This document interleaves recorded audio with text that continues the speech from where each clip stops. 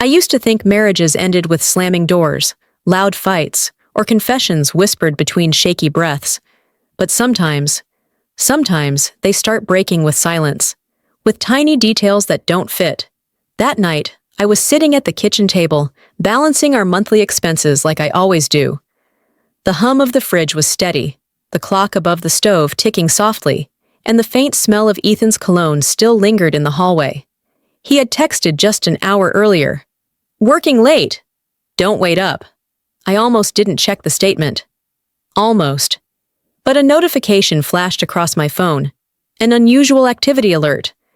I clicked it without thinking, expecting maybe a misplaced grocery charge, a double bill, something small.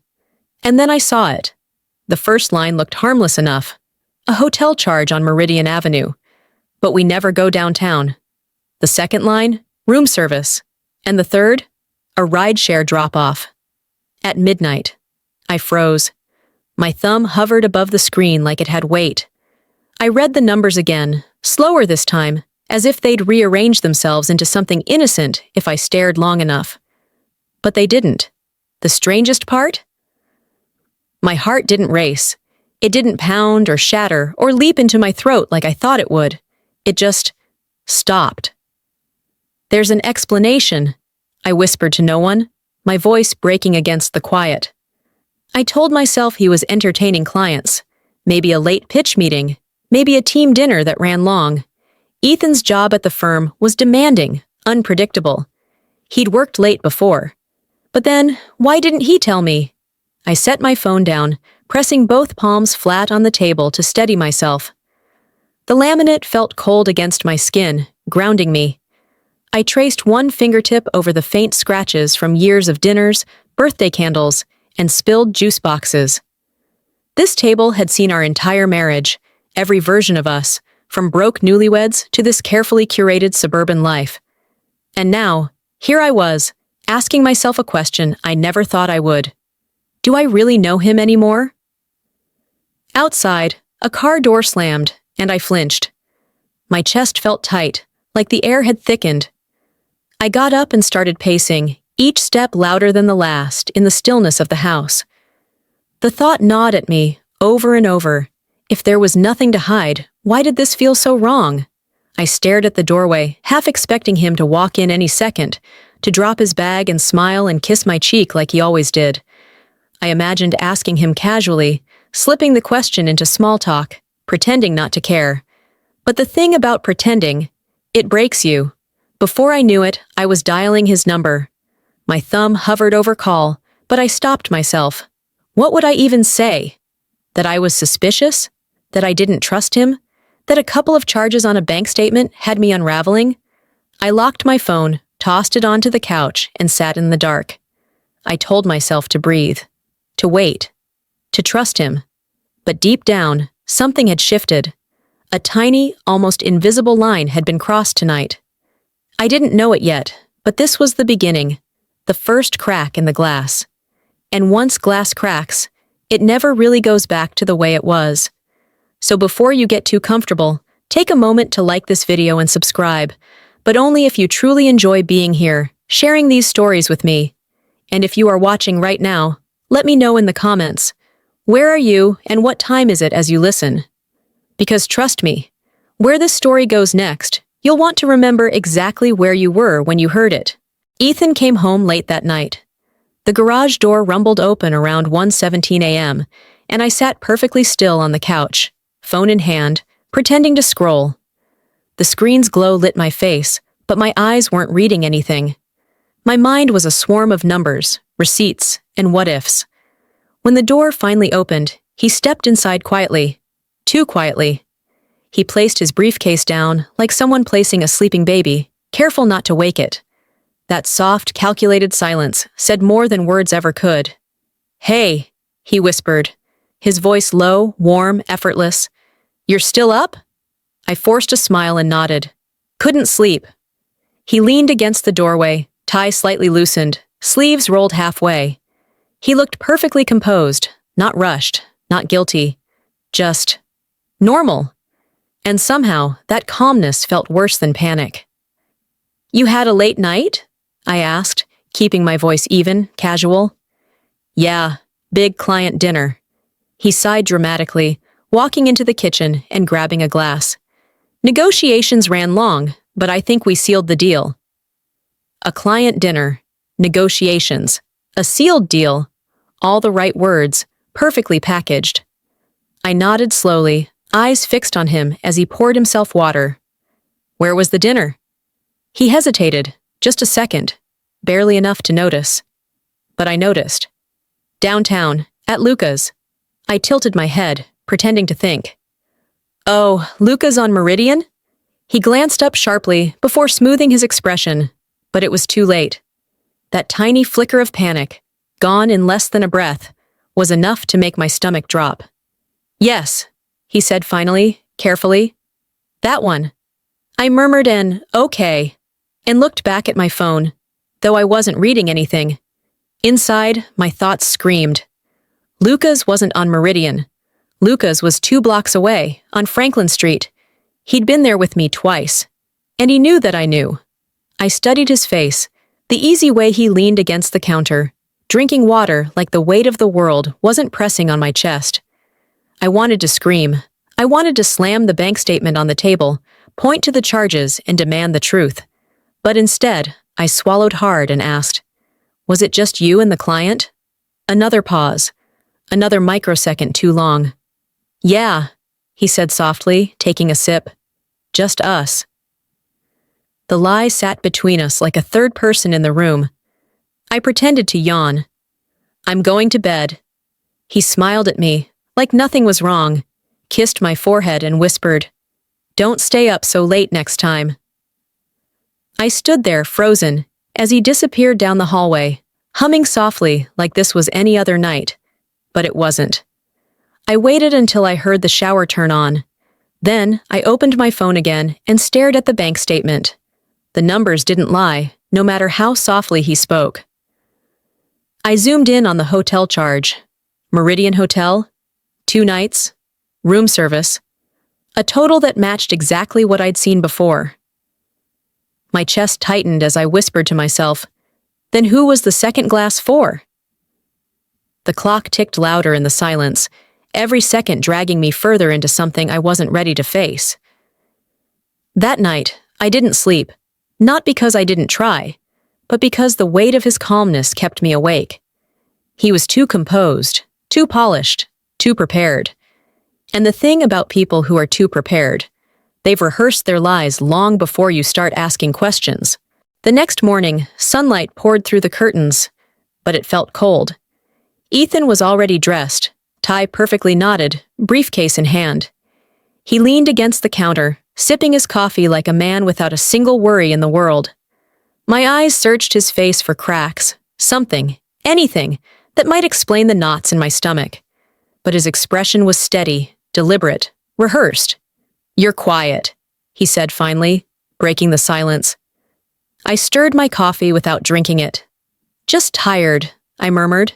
His lips curved into that gentle, careful smile, the one he always used when he wanted me to feel small without realizing it. You've been overworking yourself again. You need rest, not late-night worrying. Late-night worrying. As if that's all this was. I wanted to say, I'm not worried, I'm suspicious. But instead, I watched him set his mug down, straighten his sleeves, and sit across from me. Look, he began softly, like he was speaking to a fragile child. I know last night was late. I know you checked the account. My stomach dropped. How? He chuckled, shaking his head. Because I know you.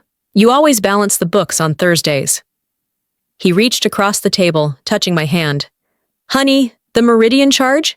It's reimbursable. Client accommodations.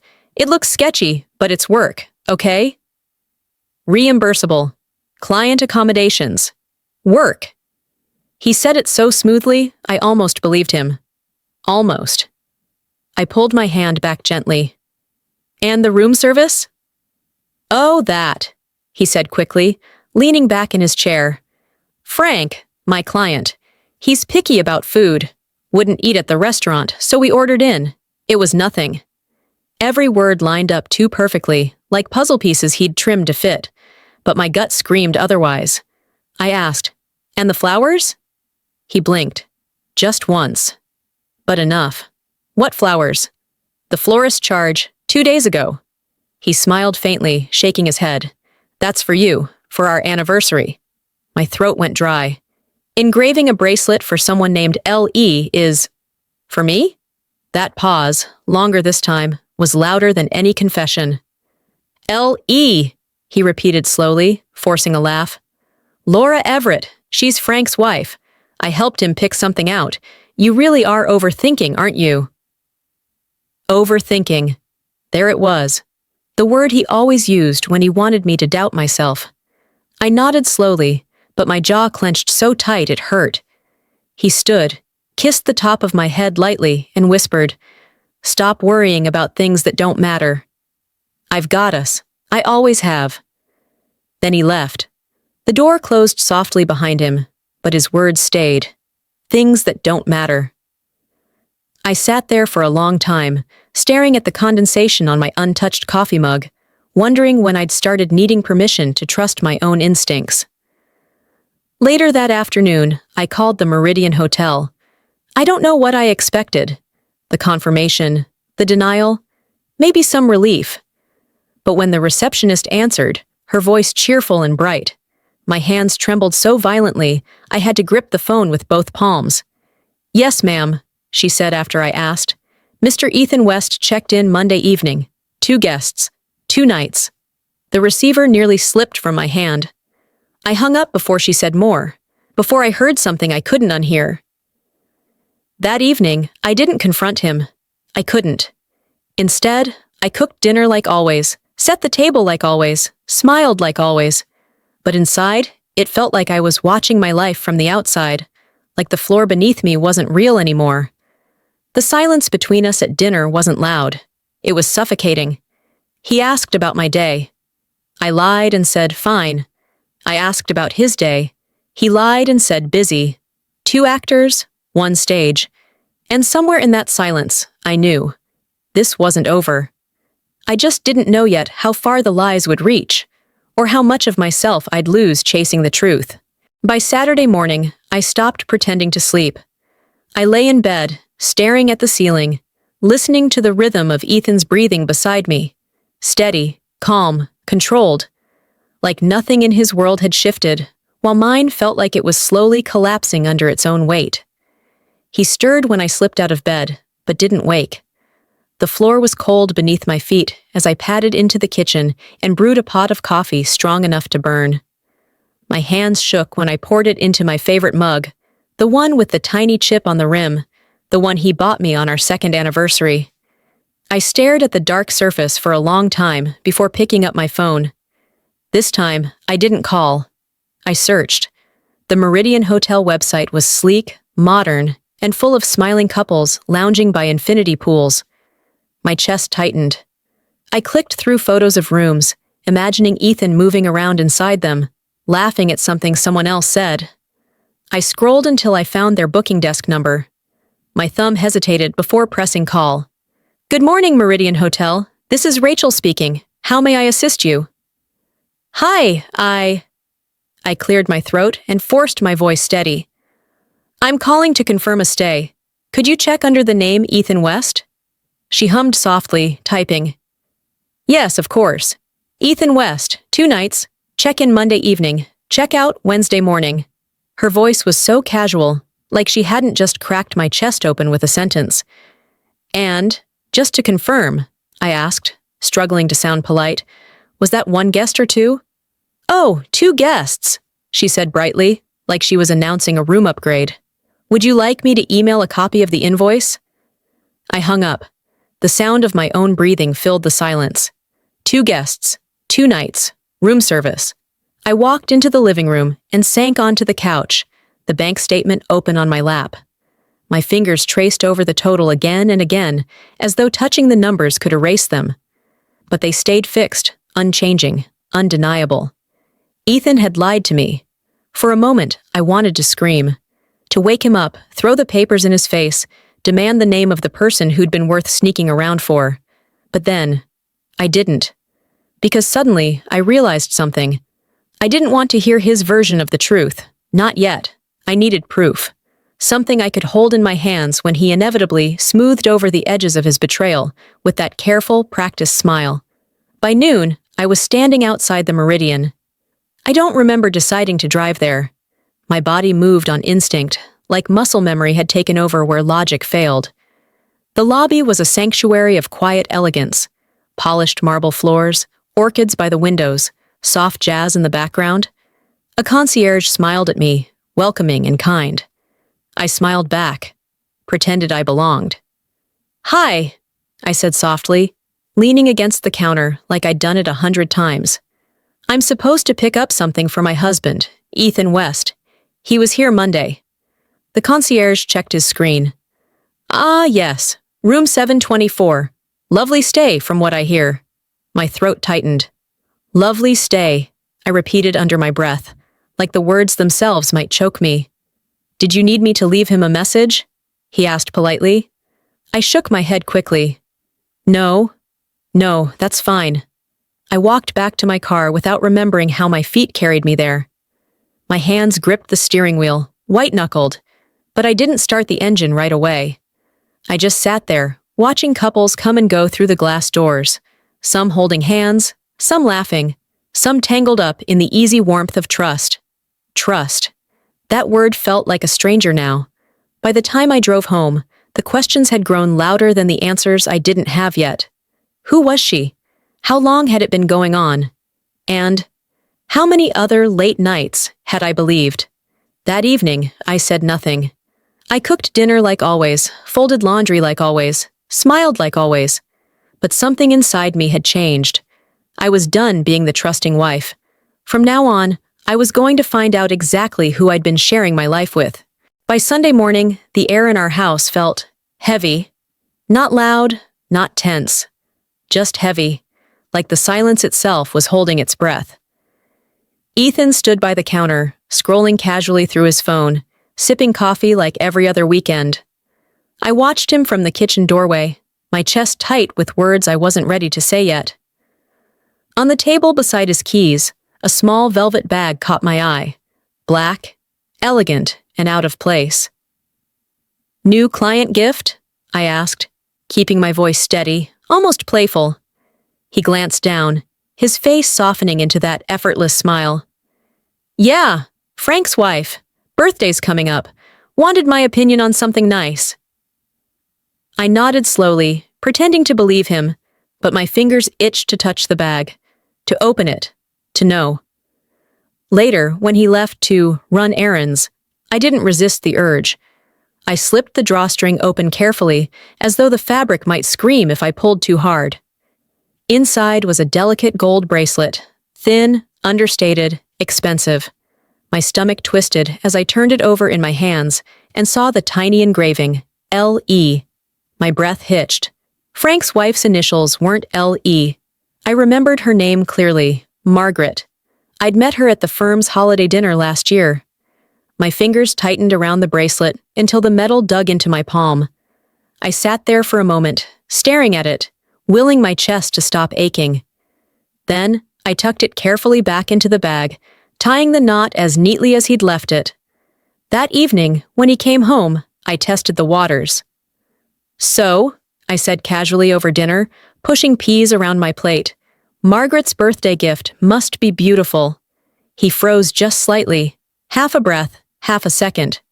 But enough. "Yeah," he said smoothly, chewing carefully, deliberately. "Frank's a lucky man. She deserves something special." I tilted my head, studying him. "Her initials are M.D., right?" He stopped cutting his steak, knife suspended midair. "Why?" His voice was soft, controlled. "No reason," I said, forcing a smile. "Just curious." The silence that followed stretched longer than the meal itself. That night, I waited until he fell asleep before slipping out of bed, phone in hand. I scrolled through our banking app again, checking for recent charges. And there it was, a high-end jewelry store downtown. The description included engraving fee included. I clicked through their website, searching for their social media profiles, anything tagged, anything connected. Finally, I found it. a small post showcasing this season's most requested designs. Among the images, one bracelet stood out, the same one sitting in Ethan's bag, and beneath it, the caption read, "A timeless gift for someone unforgettable." My stomach dropped. I didn't sleep that night. I lay awake, staring at the ceiling, counting the spaces between Ethan's breaths. He rolled over at one point, his hand resting lightly against mine, and for the first time in years, I felt nothing. Monday morning, when he kissed my cheek before leaving for work, his cologne lingered on my skin like a stain I couldn't wash away. I sat at the kitchen table after he left, bracelet burning in my memory, initials echoing in my head. L.E. Who was she? How long had she been there, living in the shadows of my life? The Meridian Hotel? The second glass of wine? The lies layered so neatly they almost sounded like truth. I didn't have answers yet, but one thing became painfully, irrevocably clear. Whatever this was, it wasn't about one hotel stay. It wasn't about one bracelet. This was a pattern, a story Ethan had been writing behind my back, and I was done pretending not to read between the lines. Tuesday afternoon, my phone rang while I was folding laundry. It was an unfamiliar number, but the area code was local. I hesitated, thumb hovering above the screen, before finally answering. "Mrs. West?" A polite, professional voice spoke on the other end. "This is Hannah from Fairmont Bank. Do you have a moment to discuss your account?" My chest tightened instantly. "Yes, of course," I said, trying to keep my voice calm. She hesitated briefly, then lowered her tone, as though she didn't want anyone nearby to overhear. "We just received a flagged application for an increased line of credit. It's tied to your name and social security number. I wanted to confirm that this request came directly from you." I froze, the half-folded towel slipping from my hands and falling onto the floor. "No," I whispered, the word barely audible. "I didn't apply for anything." There was silence on the line, the kind that carries more weight than words. "I thought so," she said gently. "Given your history with us, this seemed unusual. I've marked it as suspected unauthorized activity, but I wanted to bring it to your attention immediately." I thanked her, hung up, and just stood there.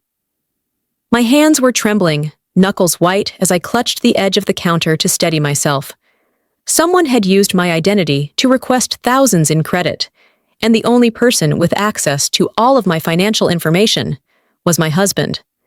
When Ethan came home that night, I tried to keep my face neutral. He walked into the kitchen, kissed me on the temple, and smiled that same easy smile he always wore. But now, it felt like a mask I couldn't unsee. "Hey," he said lightly, loosening his tie. "Everything okay? You look pale." I forced a nod, biting my tongue before I could ask the question gnawing at my insides. Instead, I asked softly, "Do you ever think about money? How we spend it?" He chuckled under his breath. "Always. That's why I work late, remember?" The words landed like stones. I stirred the pasta sauce absently, trying to breathe evenly. "Do you think we're comfortable?" He glanced up from his phone, brow raised. "Why? Are you worried?" I hesitated, watching his expression carefully, searching for anything, any flicker of guilt, any sign of a hidden truth. But his face stayed perfectly composed. "No," I said finally, shaking my head, "just wondering." Later that night, when he fell asleep, I slipped quietly out of bed and sat on the floor beside my dresser, phone in hand. I called Hannah back. "Can you tell me?" I whispered, keeping my voice low, "when the request was submitted?" "Yesterday afternoon," she said gently. "Online application. It came from a device linked to your household network." My chest constricted. Our network. Our home. I thanked her again, hung up, and sat there for a long time in the dark, staring at the dresser drawer, where Ethan kept our passports and all our important documents.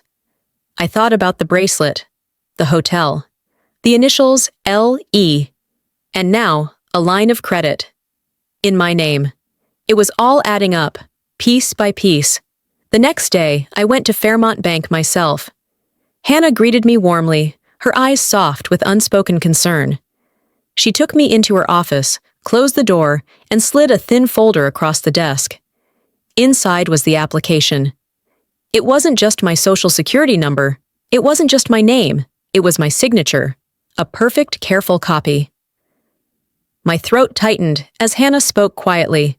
Whoever submitted this had access to everything. I swallowed hard, forcing my voice to remain steady. Can you freeze all lines of credit under my name? Immediately. She nodded without hesitation. Walking out of that bank felt like stepping into a different life. I used to think betrayal was an event, a single choice you could point to. But it's not.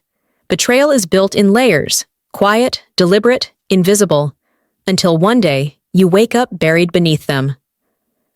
That night, I didn't speak to Ethan, not because I couldn't, but because I was afraid if I opened my mouth, the silence between us would shatter into something we couldn't ever fix. And deep down, I wasn't sure I wanted to fix it anymore. Thursday morning started like any other. Ethan humming softly as he brewed coffee, the smell of toasted bread filling the kitchen, sunlight spilling through the blinds. But to me, everything felt wrong. The air between us was thin, brittle, like it would shatter if either of us spoke too loudly. After he left for work, I sat at the table with my laptop, Hannah's words from the bank still circling my mind. Whoever submitted this had access to everything. I opened my credit report, expecting nothing unusual beyond the flagged application. But halfway down the list of accounts, something stopped me cold. Lease agreement, Meridian Residences, monthly payments, fully furnished, month to month. I clicked for details, fingers trembling so hard I missed the password twice. When the page finally loaded, my breath caught. The apartment was 3 miles from the Meridian Hotel. 3 miles. I leaned back slowly, pressing my palms against my knees to keep from shaking. The lease had started 6 months ago, right around the time Ethan began working late more often. I spent the next hour staring at the screen, the same questions replaying over and over. Who was living there?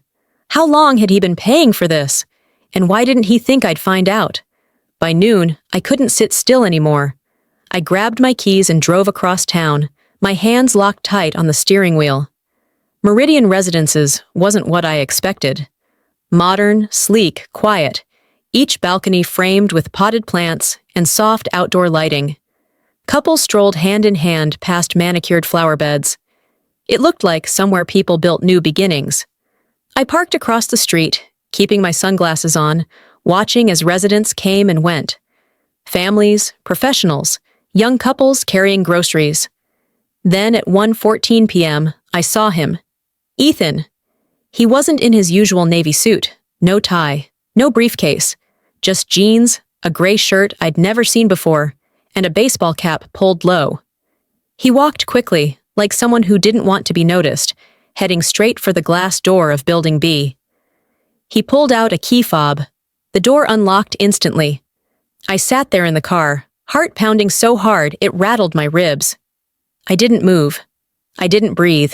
5 minutes later, he emerged again, holding a small white box tied with a ribbon.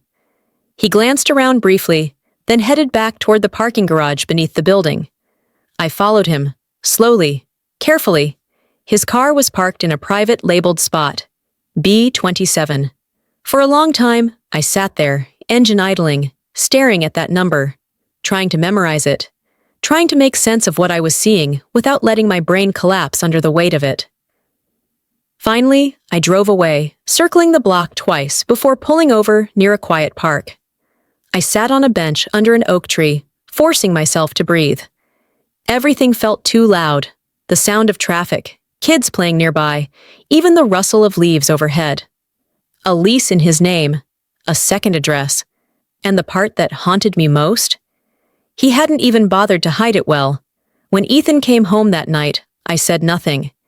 He kissed my cheek, asked about dinner, told me about his crazy day at the firm. I smiled, nodded, pretended. Because now, I needed him to keep pretending too. The thing about secrets is, They only survive as long as both sides play their roles. But deep inside, something in me had shifted. This wasn't suspicion anymore. It was certainty, and certainty changes everything. I wasn't just the wife trying to understand anymore. I was the woman planning her next move. By Saturday night, the questions in my head had grown louder than my heartbeat. I needed answers, not theories, not half-truths, not the carefully rehearsed lines Ethan fed me at dinner. So I parked my car 2 blocks from Meridian Residences and waited. The air was cool, the kind of late-night chill that seeps into your bones if you sit still too long. I rolled the window down slightly, letting the city sounds drift in. The distant hum of traffic, the occasional laugh from passing pedestrians, the muffled music from somewhere far away. My phone buzzed with a text from my friend, Leah. "Still awake? You've been quiet lately." I stared at the screen, but didn't reply. What could I say? That I was parked outside an apartment complex where my husband might be keeping another life. That I couldn't breathe without feeling the weight of his lies pressing on my chest? Around 10:43 p.m., headlights swept across the quiet street. A familiar black sedan slowed before turning into the underground garage. My breath caught. Ethan. He wasn't dressed for work. No crisp shirt, no tie. Just dark jeans, sneakers, and a simple jacket I didn't recognize. He carried a grocery bag in one hand and a bouquet of lilies in the other. Lilies, my least favorite flower. I sat lower in my seat, pulse hammering, watching as he disappeared beneath the building. 20 minutes later, my phone buzzed again. A notification. Meridian Hotel Wi-Fi connected.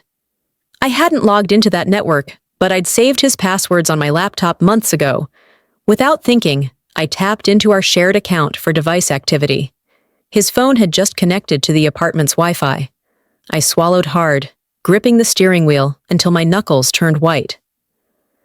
Half an hour passed before the lights flickered on in the unit I'd tracked earlier.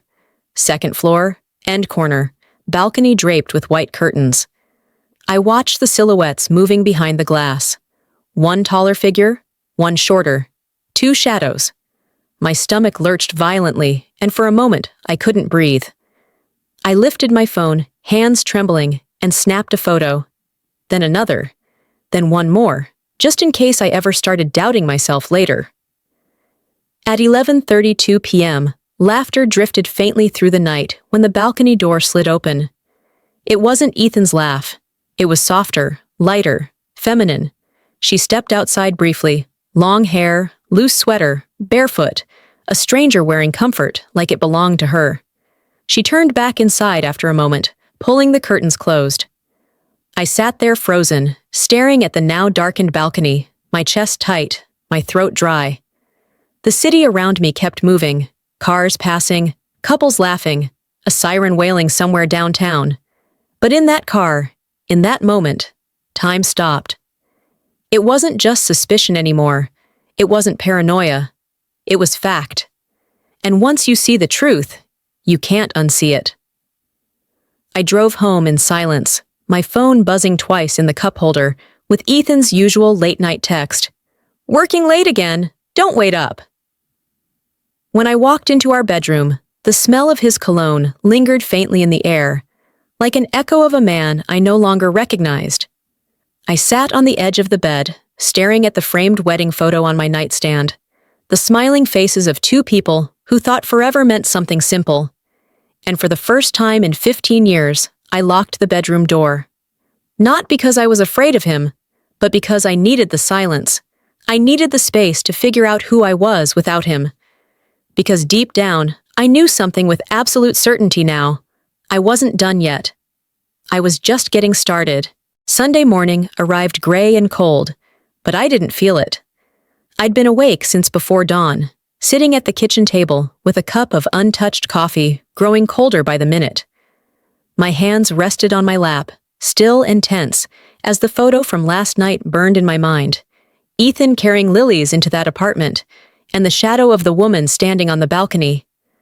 I needed more than shadows now. I needed a name. By noon, I found myself driving back toward Meridian Residences. I told myself I wasn't going inside, just observing. But when I parked across the street and saw her, everything changed.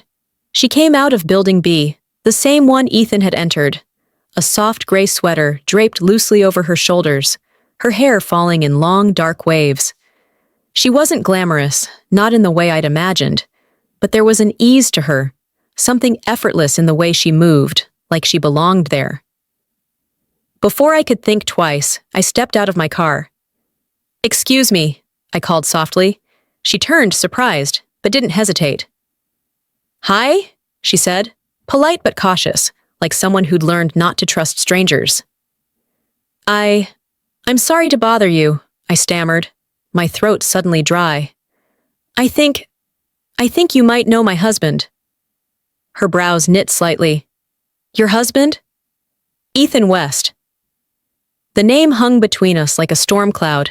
Recognition flickered across her face, but not the kind I expected. It wasn't guilt, it wasn't fear.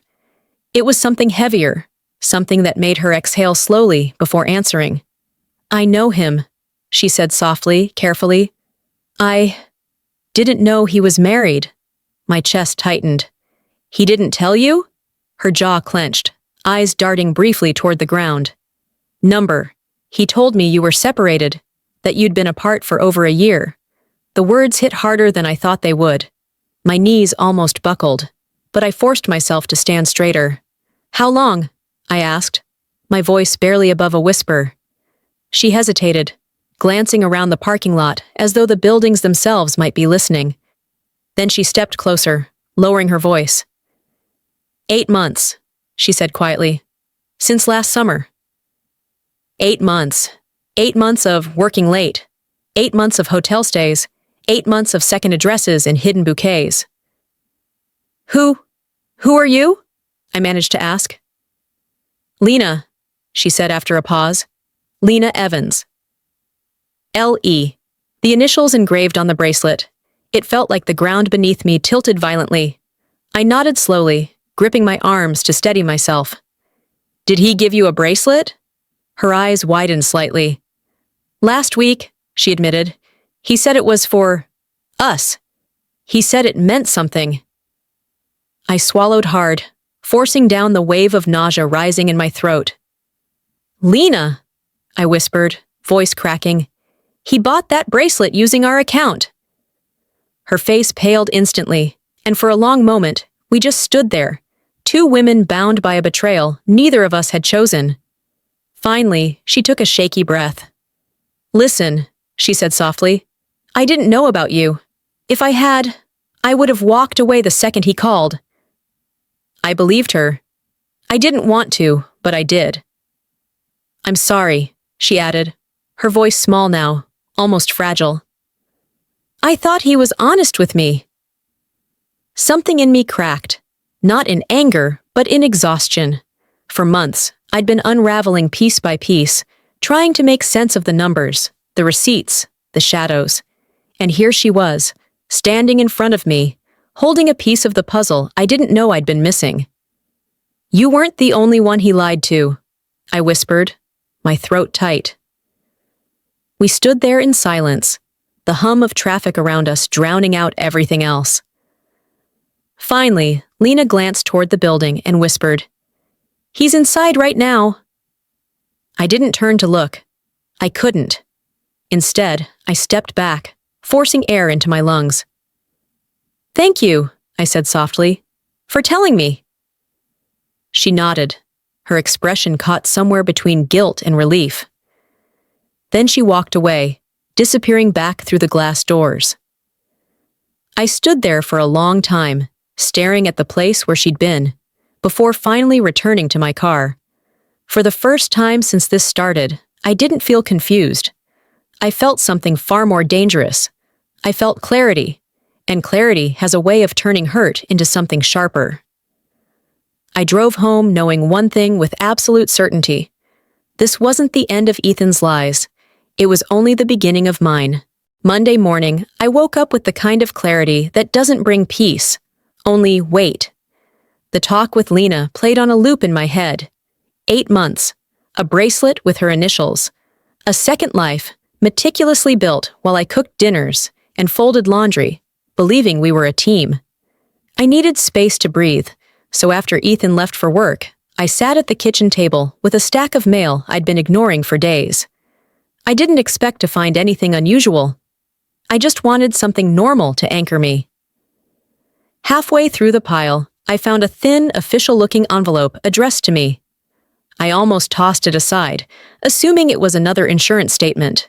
But then my eyes caught the bold red letters. Final notice, past due account. My hands trembled as I tore it open. Inside was a letter from a collector, a credit card account I'd never opened, a balance of nearly $18,000, and my name, printed neatly at the top. My name. The phone slipped from my hand and clattered against the table. I dug through the mail again, my fingers frantic now, and found 2 more envelopes from different agencies, one for an unpaid furniture purchase, another for electronics, all tied to the same thing, accounts I never signed for. I couldn't breathe. My mind flashed back to Hannah at Fairmont Bank, her voice soft but firm. Whoever submitted this had access to everything. I opened my laptop, logged into my credit report, and scanned every line like my life depended on it. 2 new credit cards, a personal loan, a payment plan for something labeled simply residency furnishings. The apartment. That second life wasn't just emotional, it was financial. Ethan had built it using my name, my signature, my credit. I sat there, the cold kitchen air pressing against my skin when I heard his key in the door. He wasn't supposed to be home yet. My heart leapt into my throat as I scrambled to gather the papers, shoving them under a stack of magazines. "Hey," he said casually, stepping inside. "Forgot my charger." I forced a smile, hoping my voice didn't betray me. "Long night?" "Yeah."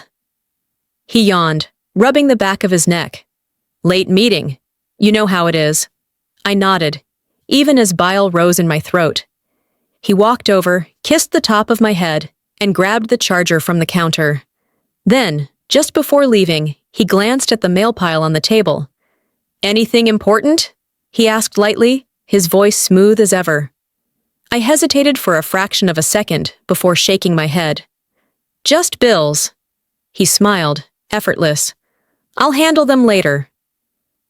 When the door closed behind him, I slid the collector's letters back out from under the magazines and stared at them until the words blurred. He wasn't just lying about late nights. He wasn't just hiding another woman. He was burying me in debt I didn't create, tying my name to his second life like an anchor I hadn't agreed to wear. I called Hannah again that afternoon. Her voice was calm, steady, grounding me when mine kept breaking. "I need every account frozen," I whispered, my hand gripping the phone so tightly my knuckles burned. "Every card, every loan, everything in my name. Lock it all." She didn't ask questions. She didn't need to. When we hung up, I sat in the quiet for a long time, staring at the numbers on the page.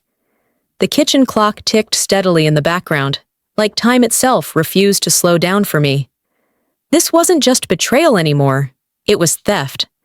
And for the first time, I started to see Ethan differently, not as my husband, not even as my betrayer, but as a man capable of dismantling the life we'd built together without a single flicker of remorse. By the time he came home that night, I'd hidden every piece of mail, locked my credit, and created a folder of evidence on my laptop. Because whatever happened next, I needed to be ready. For him, for her, for the version of myself I used to be. By Tuesday evening, the silence between us had grown thick enough to choke on. I hadn't confronted Ethan yet. I wasn't ready, not because I doubted myself anymore, but because I needed him to keep underestimating me. But he must have sensed something shifting, because that night, after dinner, he closed the dishwasher, leaned against the counter, and said calmly, "We need to talk." My pulse spiked instantly, but I kept my voice steady. "About what?" He studied me for a long moment, like he was calculating my next move before deciding on his own. "About us. About why you've been acting strange." I set down the dish towel, forcing myself to meet his gaze. I could ask you the same thing? Something flickered across his expression, too fast to catch, but his tone stayed smooth, almost gentle. You've been snooping. I froze. Snooping? I echoed carefully. His lips curled into the faintest smile. The bank called me today, said someone was checking on accounts, asking questions. He stepped closer, his voice lowering. That was you, wasn't it? I didn't answer. He leaned in slightly, close enough that I could smell his cologne. The same one that lingered faintly on the bracelet bag he'd hidden. You don't need to do that, he whispered. You don't need to go digging. You'll just hurt yourself. There it was. Not reassurance. Not comfort. A warning. I took a small step back, but my voice came out steady, colder than I expected. Why would digging hurt me, Ethan? Unless there's something to find. For the first time since this began, his mask cracked. Just for a second. But it was enough. Then it was gone, replaced by that polished calmness he wore like armor. He exhaled slowly and shrugged. We both know marriage takes trust. If you keep creating problems where there aren't any, don't be surprised if this gets messy. Messy? I repeated, my voice sharper now. His gaze locked on mine, steady, deliberate. The house, he said softly. The accounts. Even custody. I blinked, thrown. Custody? Of what? His smile was almost cruel. Everything. For a moment, I couldn't breathe. The quiet hum of the refrigerator, the faint ticking of the wall clock, every sound around me seemed to vanish beneath the weight of his words. You wouldn't dare, I whispered. He tilted his head, studying me with an expression I didn't recognize. Wouldn't I? We stood there, locked in silence, neither of us moving. Finally, he stepped back, reaching for his glass of water like nothing had happened. I'm just saying, he murmured, swirling the ice lazily. Be careful what you start digging into. Some things are better left buried. Then he left the kitchen, his footsteps slow, deliberate, measured. I sat there long after he was gone, my hands gripping the edge of the counter so tightly my knuckles ached. This wasn't just betrayal anymore. This wasn't even just theft. This was control. And Ethan wanted me to know exactly how little power he believed I had.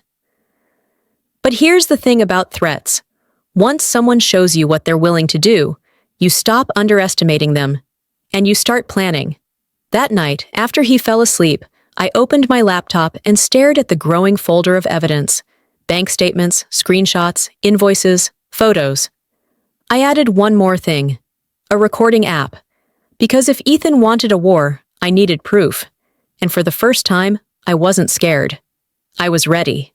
By Wednesday morning, I knew I couldn't fight this alone anymore. I sat in my car outside a small law office downtown, hands gripping the steering wheel so tightly my fingers ached. The sign on the door read, Jennings and Cole, Family Law. I'd chosen them because the name felt quiet, safe, like they handled storms without broadcasting the thunder. Inside, the receptionist smiled warmly and led me to a private office where a woman in her late 40s introduced herself as Sarah Jennings. She spoke softly, but her eyes were sharp, like someone who'd seen this all before and learned exactly where the fault lines cracked. I handed her the folder I'd been building for weeks now. Bank statements, credit reports, photos, the Meridian lease, the bracelet receipt. She flipped through each page slowly, silently. Occasionally, she made small notes, the soft scratching of her pen the only sound in the room. Finally, she set the papers down and folded her hands together. You've been careful, she said quietly. That's good. My voice came out rougher than I expected. I didn't want to believe it at first. Sarah nodded gently. You don't have to explain that part to me. Most people don't come here because they stopped loving someone. They come here because they stopped being safe. The word safe sat heavy in the air. She walked me through everything. The accounts, the forged signatures, the apartment, the debts tied to my name. When she spoke, it wasn't with sympathy but precision, like a surgeon mapping where to cut. You're in a better position than you think, she said finally. You've gathered evidence. You've documented everything. That gives you leverage. Leverage, I repeated softly, like the word belonged to someone stronger than me. She leaned forward slightly. Listen to me. From what I see, you've been methodical. That's going to matter, especially if he tries to weaponize things. I nodded slowly, my throat tightening as I remembered Ethan's words the night before. Be careful what you dig into. Sarah glanced at the photos of Lena and the Meridian apartment. Do you want to pursue this? I hesitated, staring at the neat stack of documents between us. For weeks, I'd been collecting proof like pieces of a puzzle, but I hadn't allowed myself to look at the whole picture. Yes, I said finally, my voice steady. But not yet. Her brow furrowed slightly. Not yet? I need him to keep thinking I don't know everything, I whispered. The more he talks, the more he slips. I need every piece before I make my move. Sarah considered this, then nodded slowly. That's risky, but if you're careful, it could work. She drafted a plan, freezing my credit permanently, locking down accounts, documenting every possible trail Ethan might try to erase. We discussed property laws, financial protections, and what would happen if Ethan escalated. By the time I left, my folder was heavier than ever, now filled with legal strategies and timelines. But strangely, I didn't feel crushed under its weight. For the first time in months, I felt grounded. When I walked into the house later that evening, Ethan was on the couch scrolling through his phone. He looked up, smiling faintly.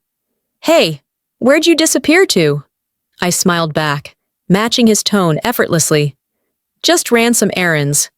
He nodded, unbothered, going back to whatever he was doing. And in that moment, I realized something important. He still thought he was winning.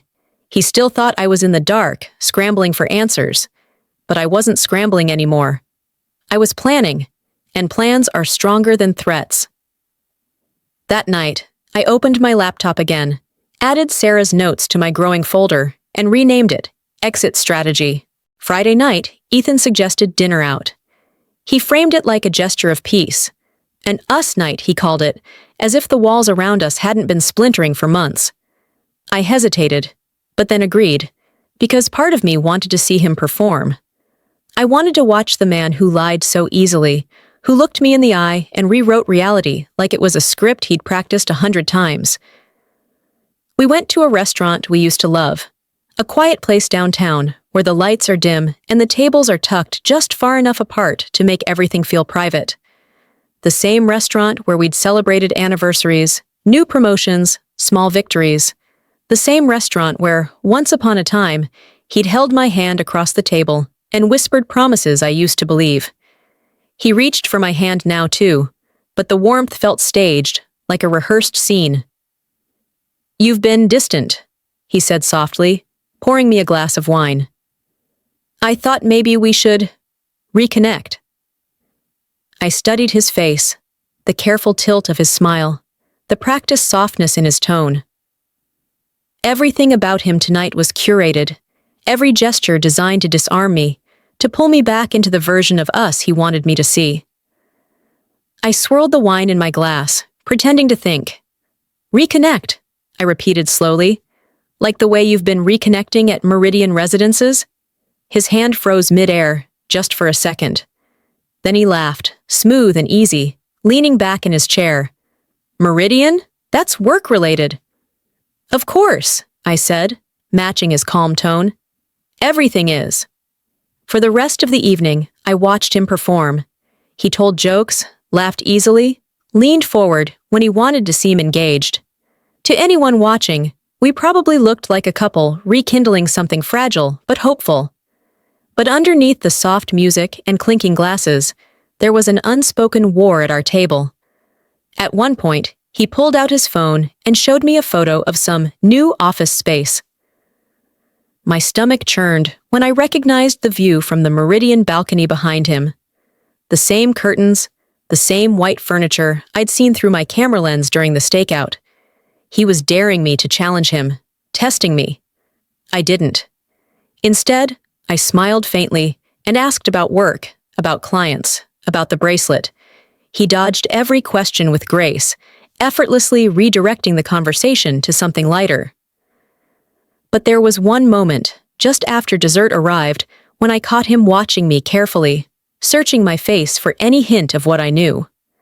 I gave him nothing. After dinner, he drove us home in silence, one hand on the wheel, the other resting casually on his thigh. He looked relaxed, confident, in control. I realized something then. Ethan didn't think he was lying to me. Not really. In his mind, he was managing me, managing my questions, managing my reality. And maybe, for a long time, that had been true. But not anymore. Because while Ethan was playing his quiet game of manipulation, I was building something bigger than he imagined. The next morning, while he showered, I slipped into his office and copied every document, every email, every transaction tied to his name onto a flash drive I'd bought the night before. I slid it into the bottom drawer of my dresser, beneath a stack of old sweaters, next to the folder I now called Exit Strategy. And for the first time in months, I felt steady. This wasn't about catching him anymore.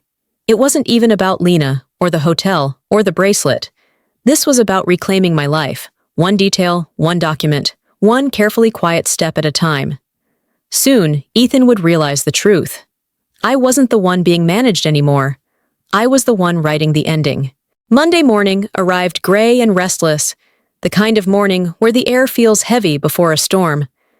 By then, I'd gathered everything: statements, contracts, photographs, recordings, and Lena's quiet testimony written neatly on a page. My folder, Exit Strategy, had grown thick enough to feel like a weapon. I thought I was ready. But no one is ever ready to sit across from the person they once promised forever to, not when every broken vow still echoes inside you. The courthouse was colder than I expected. White walls, polished floors, voices bouncing too loudly in the sterile halls. Sarah, my attorney, walked beside me, calm and steady, a presence I clung to like a lifeline. When we entered the hearing room, Ethan was already there, seated at the other table with his lawyer. He looked sharp, polished, collected, like a man in complete control. He even smiled faintly when our eyes met, a subtle performance for anyone watching. But his eyes were calculating. I sat down without acknowledging him, placing my folder on the table carefully. My heart raced, but my hands didn't tremble. Not anymore. The judge began, voice flat and impartial, laying out the issues at hand. Joint accounts, property division, liability for the debts I didn't create, and the lease on the Meridian apartment. Sarah presented our evidence in clean, organized steps. Bank statements first, then forged applications, then photographs, then Lena's affidavit.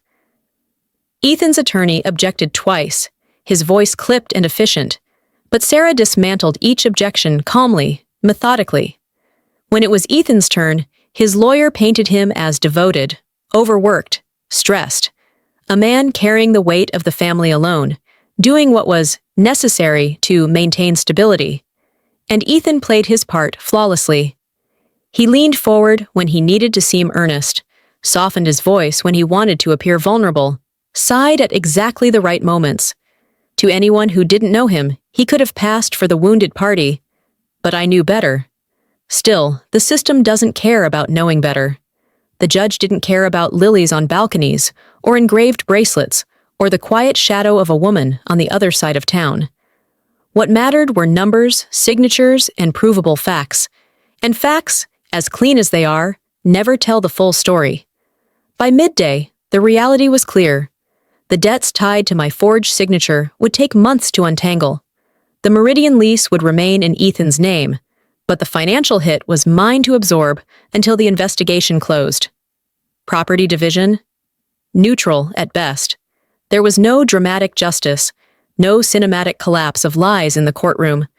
Just paperwork, signatures, deadlines, and carefully crafted compromises that left everyone pretending to win, while quietly knowing they'd lost something deeper. When it was over, I walked out without looking back at him. but on the courthouse steps, the cold wind cut against my skin like glass. I stood there, folder pressed tightly to my chest, watching couples walk past, chatting softly, holding hands, trusting each other. For a moment, I wondered what it would feel like to believe again, to exist in a life where promises didn't splinter so easily. Sarah touched my arm gently. "This is just the beginning," she said, "not the end." I nodded, though my throat burned with words I couldn't speak. Because she was right. Paperwork might close bank accounts, lawyers might freeze credit lines, judges might sign decrees, but none of it could untangle the years I'd spent loving someone who built his escape plan inside my life. That night, I came home to a house that didn't feel like mine anymore. The pictures on the walls looked like strangers. The scent of Ethan's cologne still clung faintly to the hallway, though he hadn't been there since the morning. I stood in the doorway of our bedroom, staring at the rumpled sheets and empty nightstand, and for the first time, I understood something I'd been avoiding for months. Some endings don't come with closure. Some endings just end, and you're left to live inside the silence they leave behind. The night after the hearing, the house was silent in a way I'd never experienced before. Not peaceful, not soothing, just hollow. I sat at the kitchen table with a single lamp casting its soft light across the wood. The folders, the statements, the photos, all of it was stacked neatly beside me, closed now, but still heavy.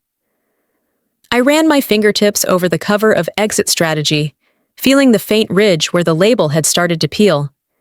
It was strange to think how many nights I'd built my strength inside those pages, and yet tonight, none of it mattered. The judge hadn't given me the closure I imagined. There were no dramatic confessions, no justice neatly handed to me in envelopes stamped with authority. The debts would take months to clear, the accounts would untangle slowly, and the trust I once carried so lightly had splintered into pieces too sharp to pick up. For a long time, I just sat there, breathing. I thought about Lena, the way her voice cracked when she told me she didn't know, the way we'd stood together in that parking lot like two women on opposite ends of the same betrayal. She wasn't the villain in my story. Neither of us had chosen to stand on this battlefield, but here we were anyway, carrying scars someone else created. I thought about Ethan too, not the Ethan in my memories, laughing in the glow of anniversaries and Sunday mornings, but the Ethan I'd sat across from in that courtroom. The man who'd built a second life in secret and stared at me without shame, without regret. And I thought about myself, the woman who'd once measured her worth by someone else's love, someone else's loyalty, someone else's promises. The woman who had waited up nights, twisting her wedding ring and whispering excuses into the dark. She wasn't here anymore. I reached for the ring now, sliding it slowly off my finger. I held it in my palm for a long moment, its cool weight pressing into my skin, before setting it gently on the table beside the folder. This wasn't defeat. This was release. I walked through the house quietly, room by room, touching the little pieces of myself I'd left scattered here over the years. The chipped mug I'd claimed as mine, the soft blanket I always reached for, the framed photograph of the ocean I'd taken long before Ethan.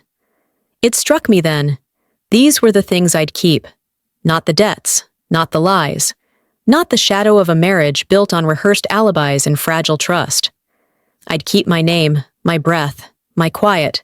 In the days that followed, I started making small changes, moving my things into storage, meeting with Sarah to finalize the last of the paperwork, calling Hannah at the bank to open my own account. Clean, untangled, mine. The grief came in waves, unpredictable and sharp, but underneath it was something else, something steadier. Freedom. I still don't know what Ethan expected when he chose this path, when he carved a second life out of the one we built together. Maybe he thought I'd never find out. Maybe he thought I'd never leave. But here's the thing about betrayal. It teaches you what you can survive. And survival has a quiet power of its own. So if you've stayed with me until the end, maybe your heart has felt something too. Maybe you've known what it's like to question everything you thought was solid. Maybe you've learned, like I did, that sometimes the hardest part isn't losing someone, It's finding yourself again afterward. If you want to share your story, I'll be here. Leave a comment, hit like, and subscribe. If you'd like to continue sharing these quiet, tangled pieces of life with me. Because this isn't the end. This is where I begin.